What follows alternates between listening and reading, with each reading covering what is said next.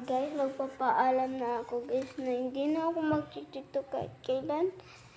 Wala na ba guys? And shout out na lang sa inyo guys. Dahil ako hindi naman ako marunong mag-tiktok. Pero yung iba sinishare niya sa...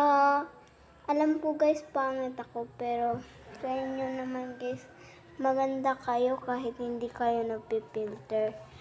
And yung iba dyan guys, hindi nyo kasi alam na nahihirapan sa iba dyan, nasasaktan dahil hindi nyo siya binamahal ang buo. At kasi guys, sana lagyan nyo naman ng share yung iba-ibang hinahirapan mo palambot ng katawan dahil hindi kaysa naman sa ugali nyo ganyan. And magpapaalam na ako guys dahil hindi na ako mag-tiktok kahit kailan. Kaya hindi nyo na ako nakikita kahit minsan-minsan.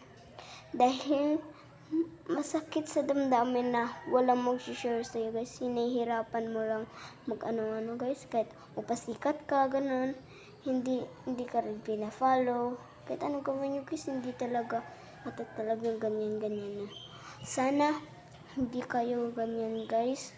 And mas madaming nasasaktan sa mga taong ganyan guys. And alam ko guys na sa tsura ko lang ganito guys. Pangit ako, alam ko. Dahil kung tinatanggal mo filter mo, para kang tumatanda guys. And sa ibang magulang dyan, sinasali na lang nilang magulang para merong mag-share. And sa ibang vlogger dyan, maganda nga hanap buhay pero wala rin ano. Alam ko guys, yung ibang mga dyan, vlogger masamang ugali.